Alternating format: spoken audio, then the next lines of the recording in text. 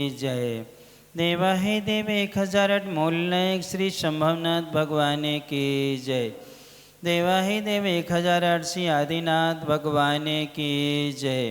परमे पूज्य आचार्य भगवान श्री वादिराज महाराज की जय। परमे पूज्य शांति श्रोमणी आचार्य भगवान गुरुवर श्री विद्यासागर जी महाराज की जय। परम पूज्य नवाचार्य समय सागर जी महाराज की जय। परमे पूज्य मुनिवर 108 अजित सागर जी महाराज की जय। पूज्य मुनि श्री निराग सागर जी महाराज की जय। ढाई दी में 3 कम 9 करोड़ महामुनिराजों की जय का अवसर करेंगे सभी लोग।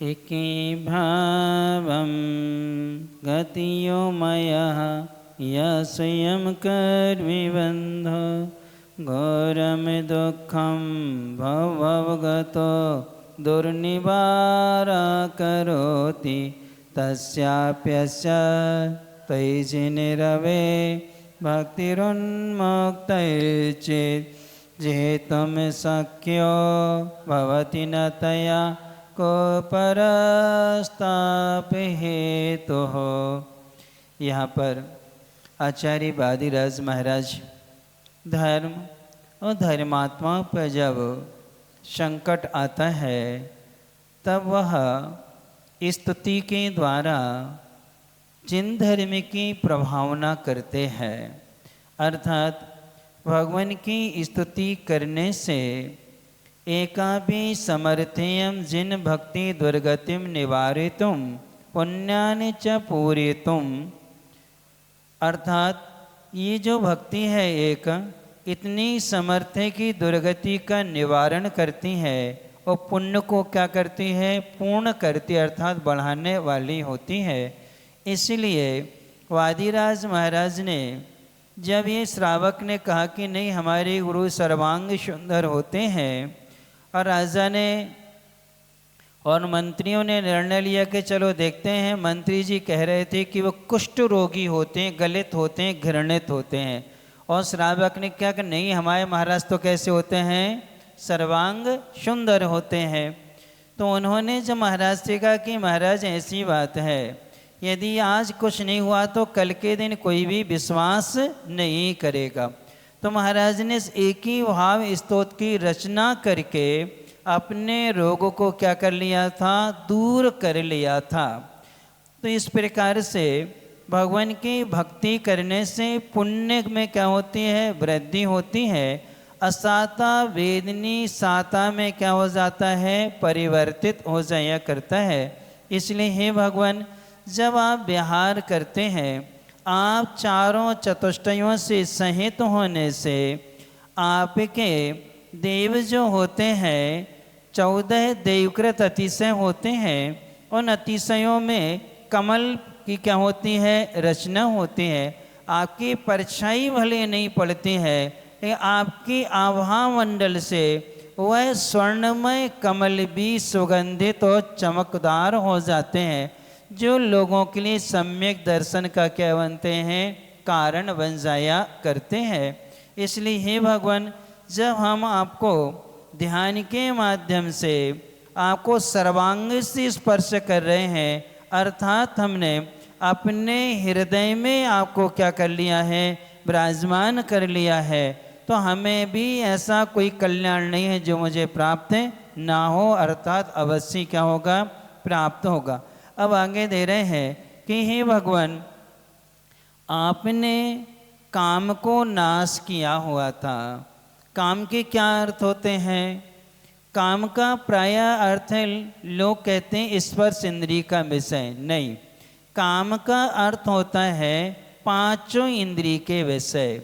भोजन करना, शयन करना, स्नान आदि करना, चलना फिरना, घूमना, वस्त्र आभूषण आदि धारण करना, जितनी भी क्रियाएं शरीर के आश्रित होकर अपन कर दे, सब किस में आती हैं? काम पुरुषार्थ में आती हैं। किस में आती हैं? काम पुरुषार्थ में आती हैं। दूसरा है, अपने मन में जो वस्तु को ग्रहण करने की इच्छा होती है, लालसा होती है, उसका नाम क्या है? काम है। तो उन्होंने दिया है नीति वाक्यामृत में कि इच्छा की पूर्ति होती है तो लोभ बढ़ता है। क्या होता है? इच्छा की पूर्ति होती तो लोभ बढ़ता है, और जब इच्छा की पूर्ति नहीं होती तो क्रोध आता है। क्या आता है? क्रोध आता है। यानी कि जो हमारा काम पुरुषार्थ है, यह यदि सफल होता है तो तृष्णा बढ़ती जाती है, असफल होता है तो हमें कसाएं क्या होती हैं? उद्वेग को प्राप्त होती हैं। हे भगवान, आपने ऐसे काम के मद को भी क्या कर लिया था? जीत लिया था। वो यहाँ पर दे रहे हैं, क्योंकि संपूर्ण इंद्रियों में 5 इंद्रियां हैं, इनमें सबसे ज़्यादा अहितकारी इंद्रिय कौन कौन सी हैं? 5 इंद्रियां हैं, इनको 2 भागों में विभाजित किया है, काम इंद्रिय और भोग इंद्रिय। कौन कौन सी? काम इंद्रिय और भोग इंद्रिय। इनमें से सबसे ज़्यादा अहितकारी है भोग इंद्रियां, जिसमें से स्पर्शन और रसना, ये 2 किस में आती हैं? भोग इंद्रिय में आती हैं। चक्षु इंद्रिय, कर्ण इंद्रिय और घ्राण इंद्रिय काम इंद्रिय कहलाती हैं। क्या आती हैं? काम इंद्रिय कहलाती हैं। इसलिए कहा है, उपवास करने वालों के मन में भी विकार उत्पन्न हो जाते हैं। मासों मास उपवास करने वाले मुनि महाराजों के मन में भी क्या आते हैं? विकार उत्पन्न होते हैं। तभी तो रुद्रों का जन्म होता। किन का जन्म होता है? रुद्र का जन्म जो होता है वह मुनि और आरिका के संयोग से होता है, और बाद में पश्चाताप करके महाराज प्रायश्चित लेकर के शुद्ध होते हैं। आरिका भी प्रायश्चित लेकर के शुद्ध होती हैं और फिर पुनः दीक्षित होती। क्या होती हैं? पुनः दीक्षित होकर तब करके अपनी स्त्रीवेद का क्या करती हैं? नाश करती हैं। इसीलिए ऐसे कठिन से कठिन काम को भी आपने क्या कर लिया था? हे भगवान, आपकी वाणी को सुन करके क्या कर लिया था? जीत लिया था। वो यहाँ दे रहे हैं, पश्यन्तम त्वद्वचनमृतं भक्ति पात्रया पिबन्तं कर्मारण्यात्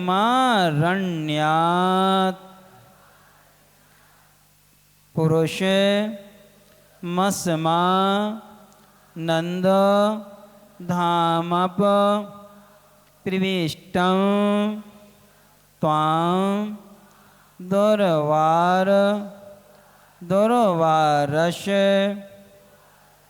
मर्मदहरं तत्प्रसादैको भूमिं क्रूराकारः कथमिव रुजा कंटका निर्लुठन्ते पश्यन्तं तद्वचनमृतं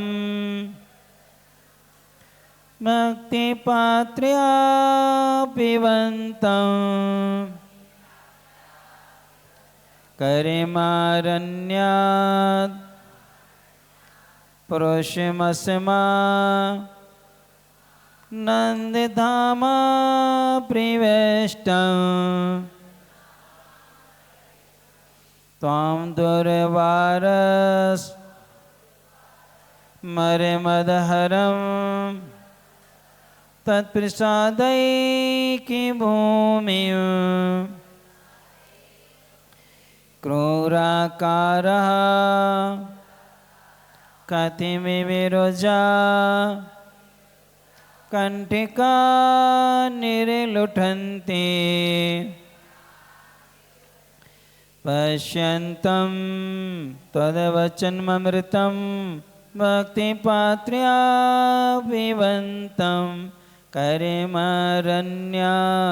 पुरुषमश्मा नन्दधाम प्रविष्टं तं दुर्वारस्मरमदहरं तत्प्रसादैके भूमिं क्रूराकारः कतिमिविरुजा कंटिका निर्लुठन्ति भव है बन्य को पार किया है पाया अनुपम सुख का धाम मोक्ष महापद प्रभु ने पाया काम क्रोध को किया तमाम भक्ति पात से बचना मृत्यु को पीने वाला जो नर हो क्रूर भयंकर रोग सूल फिर पीड़ा कैसे दे उसको। अब यहाँ दे रहे हैं भगवान कर्म अरण्यात, अरण्य यानी वन, कर्म रूपी वन से, किससे? कर्म रूपी वन से, असम आनंद धाम प्रविष्ट से। असमा, असम का अर्थ होते हैं अनुपम, आनंद धाम का अर्थ होता है सुख का स्थान। आनंद का अर्थ क्या होता है? सुख। धाम यानी स्थान। प्रविष्टम, प्रवेश करते हुए। अनुपम स्थान, अनुपम सुख यानी मोक्ष में प्रवेश करते हुए। दुर्वार, कठिनाई से, किससे? कठिनाई से जीतने योग्य। स्मर, स्मर का अर्थ हुआ करता है काम या वासना, उसके मद यानी अहंकार को हरम यानी नाश कर दिया है। आपने काम वासना के अहंकार को क्या कर दिया था? नाश कर दिया था। त्वाम आपको, पश्यंतम यानी देखने वाले, भक्ति पात्रया, भक्ति रूपी पात्र से, त्वद यानी आपके, वचनम अमृतम, वचन रूपी अमृत को, पिबंत यानी पीने वाले, तत् यानी आपके, प्रसादात यानी प्रसाद से, आशीर्वाद से, एक भूमिम पुरुषम, एक ही आधार है जिसका, ऐसे पुरुषम यानी उस पुरुष को, क्रूर आकारः भयंकर आकृति वाले, रोजा यानी रोग रूपी, कंटिका यानी कांटे, कथम कैसे, या अर्थात इव यानी समान, किस तरह से, किसके समान, निर्लुठंती पीड़ा दे सकते हैं, अर्थात नहीं दे सकते। पूरी काव्य का अर्थ हो जाएगा, हे भगवान कर्म रूपी वन से निकल कर के आपने मोक्ष में प्रवेश करते हुए अत्यंत कठिनाई से जीतने योग्य काम के मद को नाश कर दिया था। ऐसे वीतराग भगवान को जो देखता है, उनके दर्शन करता है और भक्ति रूपी पात्र से उन भगवान के अमृत रूपी वचन को पीता है, उन भगवान के आशीर्वाद से उस पुरुष के लिए आप ही एक आधार है। ऐसे पुरुष के लिए भयंकर आकृति वाले रोग रूपी कांटे किसी भी तरह से पीड़ा नहीं दे सकते हैं, अर्थात कष्ट नहीं दे सकते हैं। तो सबसे पहले कर्म किसे कहते हैं? जो आत्मा को पराधीन करता है वो कौन कहलाता है? कर्म कहलाता है। जो आत्मा को क्या करता है? पराधीन करता, वो कर्म है। मूल में कर्म 3 होते हैं, एक भाव कर्म, एक द्रव्य कर्म, एक नौ कर्म। राग और द्वेष को भाव कर्म कहते हैं। किसको? राग और द्वेष को भाव कर्म कहते हैं। ज्ञान वर्ण आदि 8 कर्मों को द्रव्य कर्म कहते हैं। शरीर आदि को 9 कर्म कहते हैं। क्या कहते हैं? 9 कर्म। तो अपनी आत्मा के साथ में राग द्वेष का संयोगज तादात्म्य संबंध है। कौन सा है? संयोगज तादात्म्य संबंध है, आत्मा के स्वरूप में मिले हुए हैं। ज्ञानवर्ण, दर्शनावर्ण, वेदनी, मोहिनी, आयु, नाम, गोतंत्राय, इन 8 कर्मों का संश्लेष संबंध कौन सा है? संश्लेष संबंध दूध पानी की तरह एक में एक है। और शरीर आदि का 9 कर्म है, संयोग संबंध कौन सा है?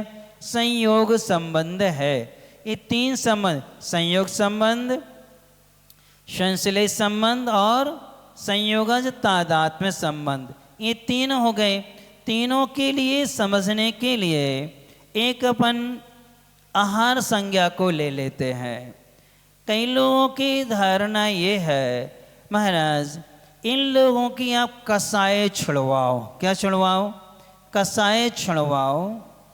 इनके रात्रि भोजन मत छुड़वाओ, तम्बाकू, बीड़ी, सिगरेट आदि मत छुड़वाओ, आलू प्याज वगैरह मत छुड़वाओ, रात्रि भोजन मत छुड़वाओ। क्या छुड़वाओ?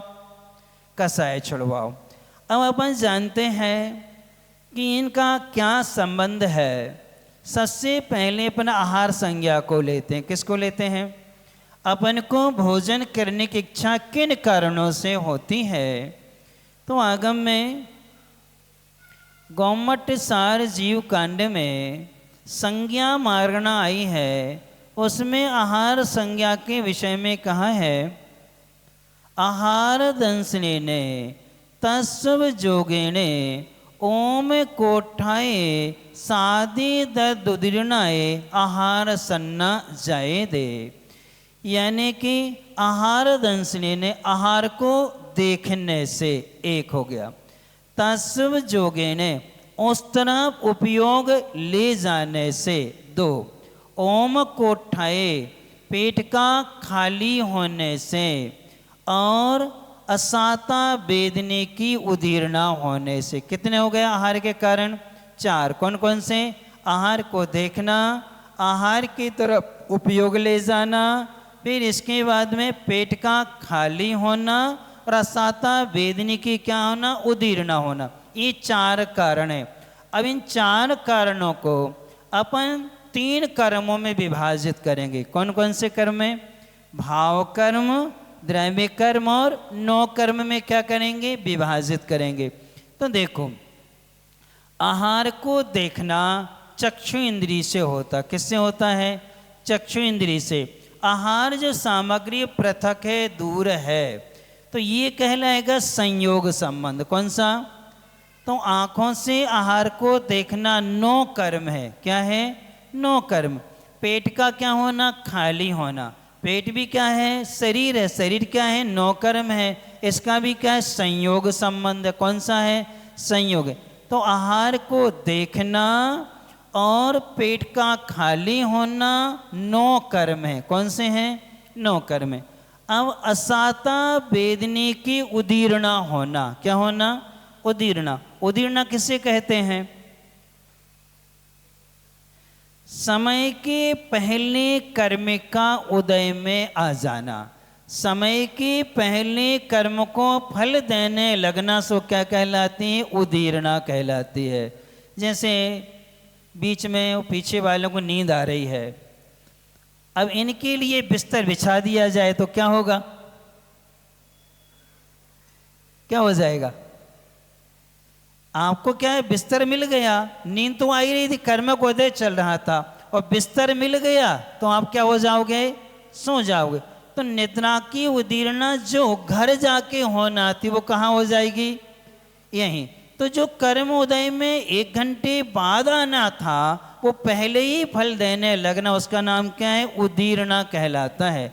तो असाता वेदने की उदीर्णा का होना ये कहलाता द्रव्य कर्म। कौन सा?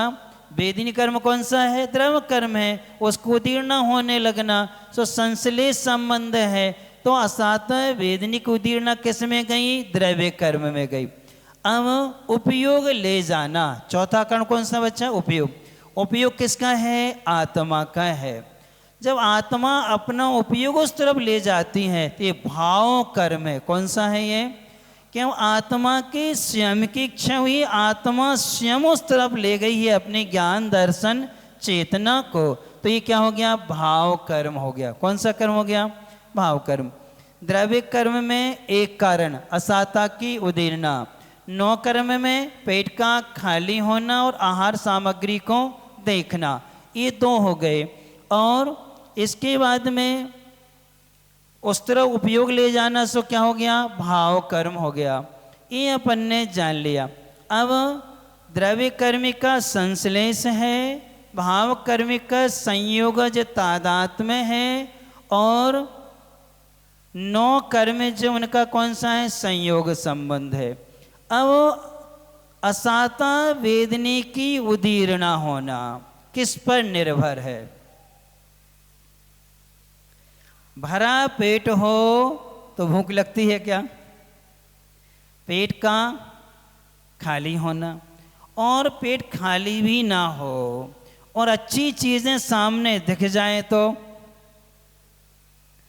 क्या होता है? एक बार 92 की बात है। 92 में हम पिताजी के दोस्त थे, काका जी थे, पिताजी भी थे, इन सबके साथ में महावीर जी गए थे। तो पिताजी की अपेक्षा उनके जो दोस्त थे उनको हम चाचा जी कहते थे। उनकी खुराक बहुत ज़्यादा थी, यानी 30-35 रोटी तो आराम से, और इतना सारा चावल, यानी आधा किलो चावल, फिर 1 लीटर दूध तो चाहिए ही चाहिए, उसके बगैर तो काम चलेगा नहीं। 12 केला तो उनको सहज थे, और फिर 10-12 रसगुल्ला भी चल जाते थे। उनका पेट नहीं था, उनका पेट टंकी जैसा था। अर्थात अब उस पेट पे रख कर के वो चाय पी लेते थे, यानी इतनी बड़ी थौन उनकी निकली हुई थी। तो वो गए और हम लोगों ने भोजनशाला में आर्डर दे दिया। अब भोजन तो हम लोगों ने तो 10-15 मिनट में आ हो गया, पिताजी भी का हो गया, और भी थे, भाई भी थे, माँ वगैरह थे, सबके हो गए। अब वो लगे, अब उस महिला को 3 बार आटा उसलना पड़ा। कितनी बार? 3 बार आटा लगाना पड़ा। जब उठ के जाने लगे तो वो महिला कहती है, उसका जो पति भोजनशाला वाला था, कहने लगे, भाई साहब, सेठ जी आप कौन से गांव के हो? जैसे ये कहा तो क्या कहते हैं, काका जी कौन उधार कर रहा है, तो पैसे चाहिए उसे जे ले, नहीं तुम बारे में इसका हो कि वो गांव के आए तो बहुत खाते हैं। इसलिए क्या करना, तो देखो ये आहार संज्ञा जो होती है इसका मूल कारण है पेट का खाली होना, यानी 9 कर्म है। आहार की सामग्री थाली क्यों दिखाई जाती है मुनिराज को? इसके 2 कारण हैं। मुनि महाराज जिनालय से सिद्ध भक्ति, योगी भक्ति, पंचगुरु भक्ति करके आहार को जाते हैं। चौकी में आहार करने के पहले हाथ धो करके सिद्ध भक्ति पढ़ के क्या करते हैं, आहार ग्रहण करते हैं, यानी सिद्धों का चिंतन करते हैं कि वो आहार आदि से क्या है, रहित हैं। अब उन महाराज की हमें उदीर्णा कराना है ताकि ये महाराज अच्छे से क्या कर लें, आहार कर ले। इसलिए क्या दिखाते हैं, सामग्री, कि देख करके उनका मन हो जाए क्या करने का, आहार ग्रहण करने का, जिसके माध्यम से महाराज की सामायिक निर्दोष होगी, स्वाध्याय अच्छे से होगा, विहार आदि अच्छे से करेंगे, अपने मूल गुणों का अच्छे से क्या करेंगे, पालन करेंगे, स्वस्थ रहेंगे। और यदि आहार नहीं होगा, शरीर कमज़ोर होगा, तो सामयिक अच्छे से नहीं हो पाएगी, स्वाध्याय अच्छे से नहीं होगा, विहार आदि अच्छे से नहीं होगा। इतनी सारी चीज़ें उसमें है। तो इस उद्देश्य से उनको अपने लिए बरहमेश आहार का मौका कभी कभी तो मिलता है। इतनी अच्छी संयोजना बनाना चाहिए, नहीं खाने का मन हो लेकिन सामग्री को देख करके खाने का क्या हो, मन हो। तो असाता की उदीर्णा होती क्या देख करके, आहार की थाली को देख करके। और आपने ऐसी थाली दिखा दी के क्या होगा, खा भी इच्छा हो रही होगी तो बिल्कुल भी नहीं होगी। क्यों, सुबह 7 बजे केला बना के रख दे थे, अब एक करिया पड़ गए, अब महाराज क्या करेंगे, खाएंगे क्या? आप खाओगे क्या ऐसे फलों को? आपने फल बना के रख दिए, बिल्कुल क्या पड़ गए, वो काले पड़ गए, अब महाराज खाएंगे क्या? बहुत से ड्राई फ्रूट्स आते हैं, अपन फूलने डाल देते हैं, फूल जाते हैं, स्वाद उनका बिगड़ जाता है, और अपन क्या करते हैं, अब देख करके महाराज का मन क्या होगा, क्या होगा, उदीर्णा होगी कि उल्टी होगी? उदीर्णा नहीं होगी, क्या होगी, उल्टी होगी। इसलिए उदीर्णा कराने के लिए एक कारण। दूसरा है, महाराज का किसी वस्तु का त्याग होगा तो क्या कर देंगे, वो हटा देंगे। तो अपन उतनी ही वस्तुओं का शोधन करेंगे जो महाराज ने ली है, शेष से अपने अपने मन को क्या कर लेंगे, हटा लेंगे। आपने 50 चीज़ें बनाई, महाराज को 10 चीज़ें लेना है, तो महाराज जी 10 बताइए, उन 10 का ही तो क्या करेंगे, अपन शोधन करेंगे। और अपन नहीं दिखाएंगे तो अपन क्या करेंगे, जे भी लाओ जे भी लाओ, इसी में अपन क्या करेंगे, और महाराज क्या करेंगे, हटाओ इसको, हटाओ इसको, हटाओ, इसी में क्या निकल जाएगा, समय निकल जाता है। 2 उद्देश्य से थाली दिखाई जाती है, त्याग के लिए और दूसरा उदीर्णा कराने के लिए। तो ये 9 कर्म है। कौन सा कर्म है, 9 कर्म है। किसकी उदीर्णा कराना, आहार संज्ञा की। अब इसमें से सबसे पहले कौन सा संबंध छूटता है, संयोग संबंध, संश्लेष संबंध कि संयोगज तादात्म्य संबंध, कौन सा छूटेगा?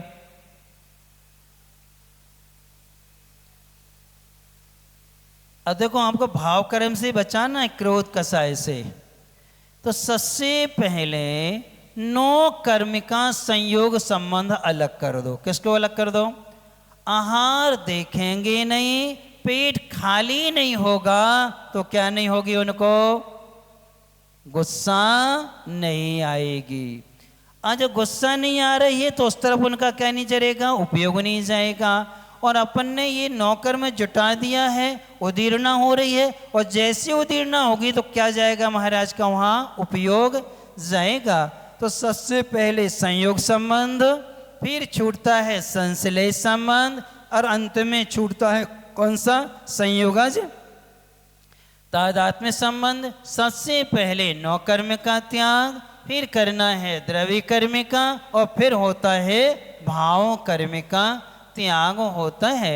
इस क्रम से ही भगवान ये कर्म रूपी वन में हम जब घूम रहे थे तो सबसे पहले जितने भी मुनि महाराज हुए या तीर्थंकर हुए, सबसे पहले उन्होंने ग्रह का त्याग किया। किसका त्याग किया? संसार को नहीं हटे, संसार से क्या हो गए, वो हट गए।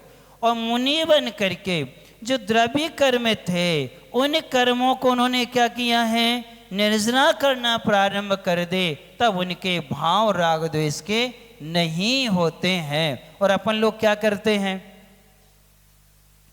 राग द्वेष से अपन क्या हैं, लिप्त रहते हैं और कोशिश करते हैं कि हम क्या हो जाएं, हमारे भाव अच्छे रहें। क्या रहें? आलू खाने वाले, प्याज खाने वाले, गाजर, मूली, शलजम आदि खाने वाले, इनके भाव अच्छे रह सकते हैं क्या?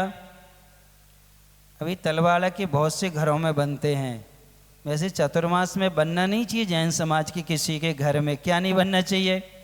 बहुत से घरों में बसते हैं, बच्चों से पूछ लेते हैं, बता दी महाराज ये आलू बने थे, गंध भी आती है, क्यों? मम्मी तो नहीं खाती हैं लेकिन पापा और हम खाते हैं। कोई कहता है पापा नहीं खाते, मम्मी खाती, हम और मम्मी के लिए बनते हैं। एक बालक कहने लगा दीदी और हम खाते हैं इसलिए बनते हैं। तो देखो अपन लिए ये संयोग जुटाना नहीं चाहिए ताकि उनके संस्कार आए। तो ये कर्म जो है हमें सबसे पहले संयोग संबंध छोड़ाना चाहिए। कौन सा संबंध? फिर इसके बाद में द्रव्य कर्म संश्लेष। जब इनकी उत्तीर्ण नहीं हो गई तो राग और द्वेष भी आत्मा में उत्पन्न नहीं होते हैं। इसलिए हे भगवान, जब आप कर्मरूपी वन से आत्मा के अनंत सुख को पाने के लिए जब मोक्ष मार्ग पर आ रहे थे तो सबसे पहले आपने यदि किसी को जीता था तो वो जीता था काम वासना को। किसको? काम वासना, स्पर्श इंद्रिय और रसना इंद्रिय के विषय को जीत लिया था। इन दोनों को जीतना सबसे ज़्यादा क्या है? कठिन है। आपने सबसे पहले उसको क्या कर दिया था?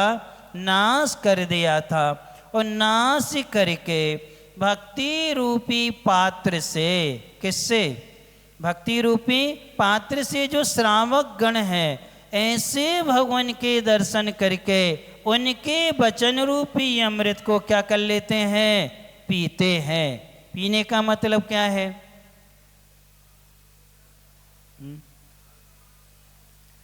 शरीर का भोजन तो अनाज है। क्या है? अनाज है। चार हैं शरीर के भोजन। कौन कौन से? कौन कौन से हैं? खाद्य, स्वाद्य, पेय और लेय। खाद्य यानी दाल, भात, रोटी, अनाज से बनी हुई जितनी वस्तुएं वो सब किस में आती हैं? खाद्य में आती। जितने भी सूखे फल हैं, ड्राई फ्रूट्स जितने हैं, वो सब किस में आते? खाद्य में आते। किस में आते हैं? किशमिश हैं, काजू आदि हैं, मूंगफली, ये सब किस में आते हैं? खाद्य में आते हैं।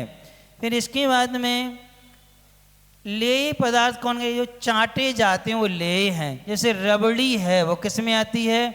लेय में आती है। दूध की जो मलाई है वो लेय में आती है। रसगुल्ले आदि खाद्य और लेय दोनों में आते हैं। जलेबी आदि खाद्य और लेय दोनों में आते हैं। पानी जो है वो पेय में आता है। कौन सा? पानी किस में आता है? पेय में। आइए ध्यान रखना, कोई भी जूस पेय नहीं है, दूध भी पेय नहीं है। ये सब खाद्य के अंतर्गत है। किस में आते हैं? खाद्य में। ऐसे पानी को छोड़कर पानी किस में आता है? पेय में आता है। स्वाद में लौंग, इलायची, सौंफ, सुपारी आदि स्वाद में आते। किस में आते हैं? अब जीरे किस में आएंगे? धना किस में आएंगे? हल्दी आदि किस में आएंगे? जितने भी मसाले ये सब स्वाद में आते। किस में आते हैं? स्वाद में आते हैं। हमारे संग में एक महाराज जी थे, उनकी समाधि हुई है। वो अपने आहार में कुल 9 चीज़ें लेते थे। कितनी चीज़ें? अब उसमें जल भी गिनती में, दूध भी गिनती में, धना, मिर्च, जीरे आदि, नमक आदि सब काउंट में। सब क्या होते थे? अनाज कुल 9 चीज़ें लेना है। अब उसमें हम लोग जब उनकी चर्या कराते थे तो हम आराम से गेहूँ या ज्वार में से कोई एक चयन कर लेंगे। मात्र क्या करेंगे? नमक का त्याग था। तो हम क्या करते थे? या तो धना डाल देंगे या कभी जीरा डालेंगे। स्वास्थ्य अनुकूल नहीं है तो दूध में हल्दी डाल देंगे। और ऐसे करके उनकी क्या कराते थे? आहार चर्या अच्छे से करा देते थे ताकि उनकी चर्या में किसी भी प्रकार का क्या न लगे? दोष न लगे, उनकी प्रकृति को जान करके। तो ये 4 प्रकार का जो आहार है ये शरीर का है। किसका है? शरीर। आत्मा का भोजन क्या है? ज्ञानामृतम भोजनम। ज्ञान रूपी अमृत जो है वो आत्मा का क्या है? भोजन है। क्योंकि इस भोजन से शरीर पुष्ट होता है और भगवान की जो वाणी है उनके वचनों से आत्मा क्या होती है, संतुष्ट होती है, तृप्त होती है। इसलिए हे भगवान, भक्ति रूपी पात्र से आपके वचन रूपी अमृत को पीने वाले ऐसे पुरुष को आप ही एक सहारा है। कौन है? आप ही हमारे लिए क्या एक सहारा है। तेरे ही भरोसे भर में डार दई नैया, यानी हे भगवान आप ही मेरे क्या हैं, सहारे हैं। ऐसे पुरुष के लिए भयंकर आकृति वाले रोग रूपी कांटे कभी पीड़ा नहीं दे सकते हैं। भगवान की भक्ति करने वालों के कैंसर जैसे रोग भी कैंसिल हो गए, यानी वे भी क्या हो गए, दूर हो गए। हम लोग टिकटोली क्षेत्र में थे, कल आए थे ना वो जौरा वाले, वहाँ पर स्थापना के दूसरे दिन ही दिल्ली के पास में सिरसागंज है, वहाँ से एक प्रोफेसर जी थे पवन कुमार जी, उनकी बिटिया ब्रह्मचर्य नीलम दीदी जबलपुर में प्रतिभा स्थल में शिक्षिका हैं। आचार्य श्री उनसे कहा कि जाओ पास में महाराज जी वहाँ ले जाओ। डॉक्टरों ने मना कर दिया। 2 साल से वो हॉस्पिटल में थे। किसमें? 2 साल से। हर 7-8 दिन में उनका डायलिसिस होता था और उनको ऑक्सीजन वगैरह लगी रहती थी। ऐसी परिस्थिति में लेके आए कि जैसे ये सब चीज़ें हटाएंगे तो ये क्या हैं, चले जाएंगे। 2 साल से कभी उठ के बैठे नहीं थे, वो पलंग पे ही क्या रहते थे, लेटे रहते थे, बेड स्टूल वगैरह हो गए थे। जैसे लेके आए हमने उनको देखा, 2-4-8 दिन 2-3 दिन की बात है, तो संबोधन आदि दिया, उनकी थोड़ी सी रुचि देखी और सब चीज़ों को समझा। समझने के बाद में हमने उनकी सबसे पहले दवाई बंद करी। क्या करी? महाराज जी के निर्देश में रह करके टोटल उनकी 13-14 गोलियां चलती थी, दवाई लिक्विड आदि घोलो घोलो करके उनको दे, यानी सब बंद करो। नली आदि क्या कर दी, हटा दी, ऑक्सीजन आदि सब हटा दी और ऐसे रखा। उनके परिवार वाले घबराए, उनको अच्छे संबोधन दिया, आज मरने सो कल मरने, तो आज मर जाएंगे, क्या दिक्कत है, आयु से उद्देश्य लिखने उद्देश्य देखते हैं। अब उनको देखा, उनको अच्छा सा लगा तो ही दिक्कत नहीं आई। हमने क्या आज इनको बिठालते हैं, नहीं नहीं महाराज मत बिठा लो, उनको चक्कर आ जाते हैं, ये होता वो होता, उनकी जो होगा सो हो जाएगा। हमने लिया, उनको बिठाल दिया और बिठाला ने व्हील चेयर पे बिठाला। 30 सेकंड को चक्कर आया, इसके बाद में वो क्या हो गए, नॉर्मल हो, गीली नेपकिन रख दी, इतना बिल्कुल ठीक हो गए। अब उनके लिए हम जिनालय ले गए, अच्छे से दर्शन आदि कराए और ऐसे करते करते वो 4 महीने जीवित रहे। कितने? चातुर्मास पूरा हो गया, अष्टानिका चल रही थी, अष्टानिका के 4थे दिन उनकी समाधि हुई। और इतनी जागृत अवस्था में, जिनने जिंदगी में कभी एकादश नहीं किया था उपवास, उन्होंने 25 निर्जल उपवास, कितने? 25 निर्जल उपवास और 24 जल उपवास, यानी मात्र क्या लेते थे, 200 ग्राम जल लेते थे और दूसरे दिन का निर्जल उपवास, फिर एक दिन जल, फिर दूसरे दिन निर्जल उपवास, ऐसे करते थे। और 4-4 घंटे हम उनको बिठालते थे, किस पर? व्हील चेयर पर। पूरा क्षेत्र घुमाना, दर्शन कराना, सामायिक कराना, प्रतिक्रमण कराना और उनको संबोधन देते थे। तो इतना करते करते सबको आश्चर्य था। उनके जो डॉक्टर थे दिल्ली से, 3 डॉक्टर आए, वो देख के आश्चर्यचकित हो गए। उम्मीद ही नहीं थी महाराज, 4 दिन की इनकी जिंदगी थी, हम तो आश्चर्य करे कि अभी तक हैं कैसे। किसका प्रभाव था ये? भगवान की स्तुति का प्रभाव।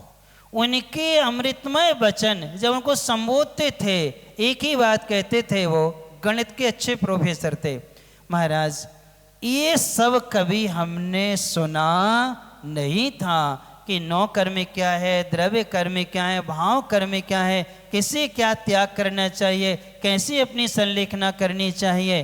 तो ये भगवान की भक्ति से उनके सारे रोग दूर हुए और दोपहर में सुबह लगने लगा था, तो हमने महाराज जी से कहा आप लोग आहार के लिए चले जाओ, हम बैठे इनके पास में। तब तक महाराज जी आहार करके आ गए, हम गए आहार के लिए, यानी कि आप बैठिए, अब कोई भरोसा नहीं कब क्या हो जाए। फिर उनकी सामायिक कराई, सामायिक के बाद में वहाँ विधान चल रहा था, नंदीश्वर विधान कर रहे थे, सब लोग वो लोग विधान कर रहे थे, उनके पास में हम ब्रह्मचारी जी बैठे थे। अच्छा संबोधन चल रहा था, उनने पूरी शांति धारा सुनी अच्छे से, छिंदे छिंदे भिंदे भिंदे उनने उच्चारण भी किया और संबोधन पूरा हम देते रहे। उनका सिर हमारी गोद में था और देखा कि अब ये जाने वाले हैं, तत्काल समाचार भेजा, महाराज जी आए और उनने महाराज जी के सामने हाथ जोड़ के ओम नमः सिद्धेभ्य कहा और क्या हो गए, पूर्ण जागृत अवस्था में। इतनी अच्छी संलेखना देखी नहीं थी और हम लोग उम्मीद भी नहीं थी। तो यही कहा ये भगवान का अतिशय था, वहाँ का क्या था, वहाँ की आबहवा और अतिशय का ये प्रभाव है कि क्रूर से क्रूर रोग भी क्या हो जाते हैं, दूर हो जाते हैं। इसलिए भगवान की भक्ति में और उनके अमृत वचनों को सुनने में कभी भी प्रमाद नहीं करना चाहिए। और आप लोगों को किस में प्रमाद होता है? हम यहाँ महाराज जी के प्रवचन चलते हैं और यहाँ बाहर होकर मीटिंगें होती, गप्पें होती, कहाँ, चबूतरा पे कम से कम 25 से 30 लोग रोज बैठते हैं। क्या करते हैं? वहाँ गप्पे गए। यहाँ महाराज के क्या चल रहे हैं? यदि उतना समय हम यहाँ अमृत वचनों को सुनेंगे तो क्या मिलेगा? स्वयं भी राग द्वेष से बचेंगे, दूसरा भी बचेगा। हम राग द्वेष कर रहे और दूसरों से भी क्या करा रहे हैं? राग द्वेष करा रहे हैं। तो ये अपनी अज्ञानता है। अन्य लोग देखेंगे, निकलेंगे, सुनेंगे, देखो वहाँ लोग महाराज का क्या चल रहा है, प्रवचन। जे जैन लोग देखो कैसे यहाँ बैठे बातें कर रहे हैं, तो क्या उनका मन होगा यहाँ अंदर आने का? होगा क्या? नहीं होगा उनका मन। इसलिए अपन को सबसे पहले वचन सुनने से, उनकी वाणी को श्रवण करने से बहुत सारी अज्ञानताएं क्या होती हैं, दूर होती हैं। जैसे आप लोग हैं, जैसे आज महाराज जी ने संकेत दिया है, संकेत इसलिए देना पड़ा कि कुल और जाति की शुद्धि के अलावा कोई ज्ञान नहीं होता है। किस चीज़ की कितनी मर्यादा है, पानी कैसे छाना जाता है, इस समय सकरा क्या होता है, गीले हाथ से कौन सी वस्तु उठाना चाहिए, कौन से नहीं उठाना चाहिए, आटे की मर्यादा कितनी है, नमक की मर्यादा कितनी है, इन मसालों की मर्यादा कितनी होती है, कैसे इनको प्रासुक किया जाता है, कैसे शुद्ध आदि किया जाए, कोई तो ज्ञान है नहीं है। हमने कहा भैया हमारी समाज की हमारी बच्चियाँ जो बाहर कॉलेजों में पढ़ती हैं उनको तो ज्ञान है नहीं या, पर जो दूसरे घरों से आई हैं, दूसरी समाज से आई हैं, वो क्या सीखेंगी, उनको क्या ज्ञान होगा? अर्थात सबसे पहले आप लोगों की भी गलती है। ऐसे लोग आते हैं, उच्च कुल के आते हैं, ध्यान दो, उनकी क्रिया है, अपने बीच में बिठा लो, स्वाध्याय कराओ, एक एक क्रिया उनको क्या करना चाहिए, सिखाना चाहिए। जब वो क्रियाओं में परिपक्व हो जाए, वीतरागता के प्रति श्रद्धा और बहुमान आ जाए, तब तो अपन को कुछ सोचना चाहिए। और अपन सिर्फ क्या करते हैं, लोक व्यवहार निर्वाह करना है, बाकी हम ये कुछ भी निर्देश नहीं देते। कुछ लोग हैं जैनी लोग, कभी क्लास में आना नहीं, कभी श्रावकाचार्य की क्लास में आना नहीं, प्रवचनों में आना नहीं, तो क्या सीखोगे तुम लोग? और फिर क्या लगा लेते हो? चौका लगाते कि नहीं लगाते? अब आप क्या मिलेगा, आप क्या कराओगे हर चर्या? आपको मालूम ही नहीं है कि हम जाएं स्वाध्याय में बैठेंगे तो हमें बहुत सारी चीज़ें क्या मिलती हैं, सीखने को मिलती हैं। इसलिए अमृत रूपी वचनों को अच्छे से ग्रहण करने वाले को और वीतरागता में श्रद्धान करने वाले को क्रूर से क्रूर रोग क्या होते हैं, समाप्त तो हो जाया करते हैं। कहानी अब आगे बढ़ा देते हैं, थोड़ी सी समय तो हो गया है। वहाँ पर रहते हुए सुर सुंदरी को 8 माह लगभग हो गए थे। 8 माह में आत्मीय संबंध बहुत अच्छे बन चुके थे।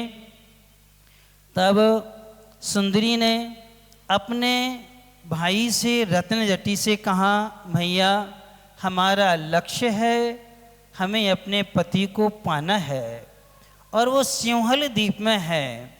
और सिंहल द्वीप की कह के गए थे। तब रत्न जटी ने कहा, यहाँ से कुछ दूरी पर बेना तट नाम का नगर है, किनारा है।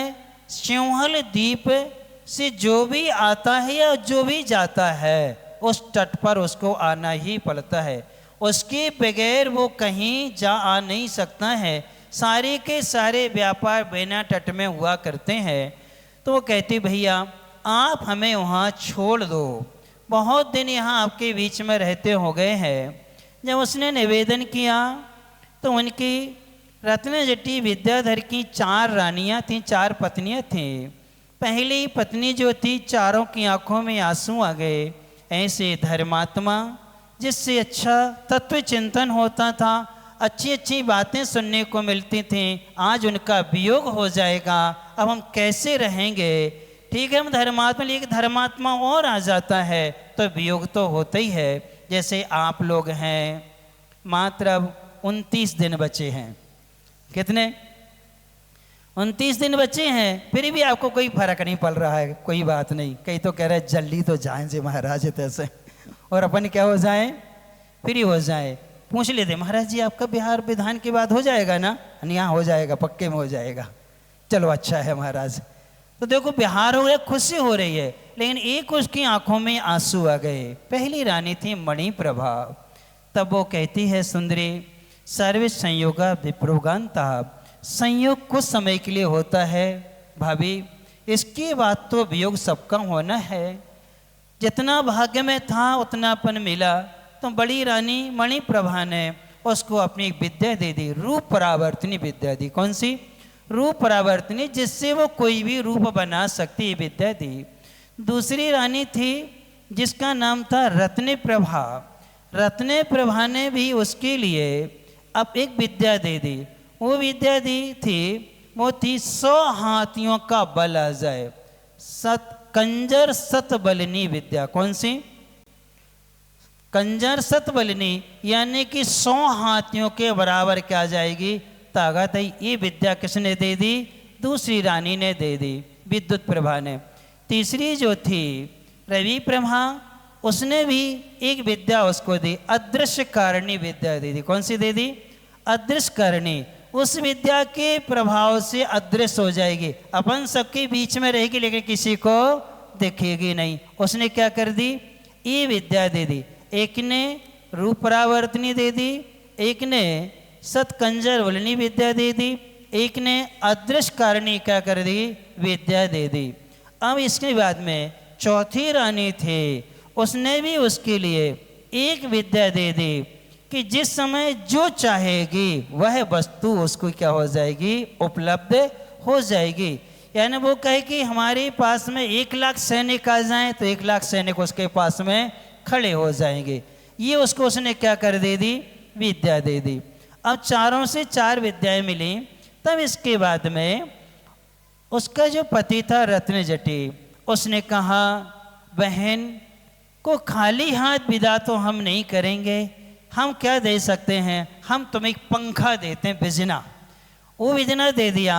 इसकी एक विशेषता है कि कैसा भी भयंकर बुखार हो, रोग हो, 3 बार ऐसा कर दो तो क्या हो जाएगा? वो उससे रोग क्या हो जाएगा? दूर हो जाएगा। ये हम तुम्हारे लिए क्या करते हैं? देते हैं। चारों ने 4 विद्याएं, विद्याधर ने उसको पंखा दे दिया। और अब जाने की बारी हुई। शुभ मुहूर्त में जाने की तैयारी होती है। अब रत्न जटी विद्याधर उसको छोड़ने जाता है बेना तट के लिए। शेष कहानी डैश डैश डैश आगे मालूम चलेगा कि क्या होता है क्या नहीं होता है। जल्दी अब तो हम 15 दिन में कर देंगे, पूरी 15 दिन में कर देंगे। 29 दिन है, 14 दिन बच जाएंगे, है ना? आपकी कहानी पूरी हो जाएगी। उस समय हम आपको ग्रंथ का नाम आदि सब बताएंगे। आज की नियम का पालन कौन कौन ने किया? हम सबको देख रहे थे आज, हम सबको देख रहे थे आज, यहाँ भी देखा हमने, है ना? अभ्यास तो करना था, पालन करने में आप लोग असमर्थ रहे, क्योंकि मुड़ कर के जवाब नहीं देना चाहिए, गर्दन मोड़ करके जवाब नहीं देना, स्वयं ही घूम करके क्या करना चाहिए, जवाब देना चाहिए। विनय कहलाती, क्या कहलाती है, विनय कहलाती है। और अपन गर्दन मोड़ करके दे तो अच्छा नहीं माना जाता, अभिनय होती है, ग्रंथों में ऐसा कहा गया है।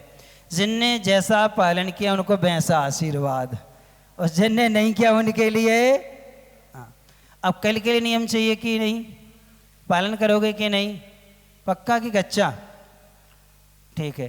कल आपके लिए किसी भी तरह का झूठ नहीं बोलना, ना व्यवहार में झूठ बोलना है और ना धर्म के विषय में क्या करना है, झूठ बोलना है।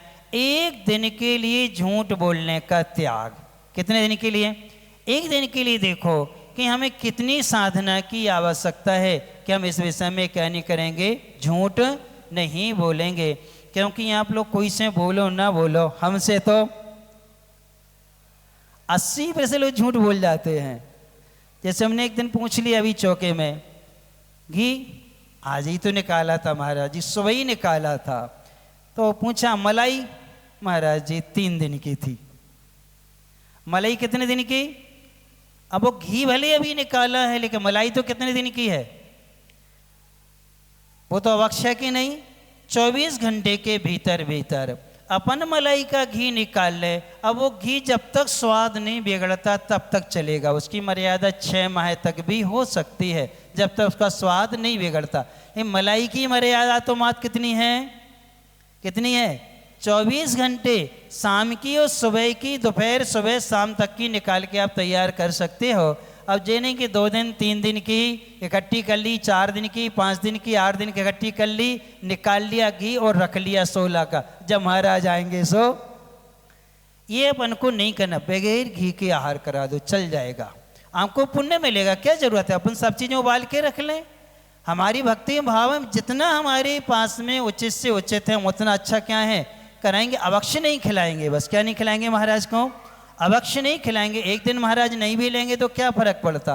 और आपके यहाँ कोई ऐसे भी श्रावक हैं जिनका विवेक है, होशियार है, वो विधिवत तैयार भी करते हैं, तो वो अपनी भक्ति होगी तो अपने घर से लेके चले जाएंगे, चलो हम आज महाराज को घी चला करके आएंगे, हमने तैयार किया है और हम अपनी वस्तु चला के आएंगे, तो आपका भी काम हो जाएगा और महाराज का भी वही वृत्ति हो जाएगी। अवश्य कभी नहीं खिलाना चाहिए, झूठ नहीं बोलना, क्या नहीं करना, आहार के मामले में कभी झूठ नहीं बोलना का अवसर कर लो।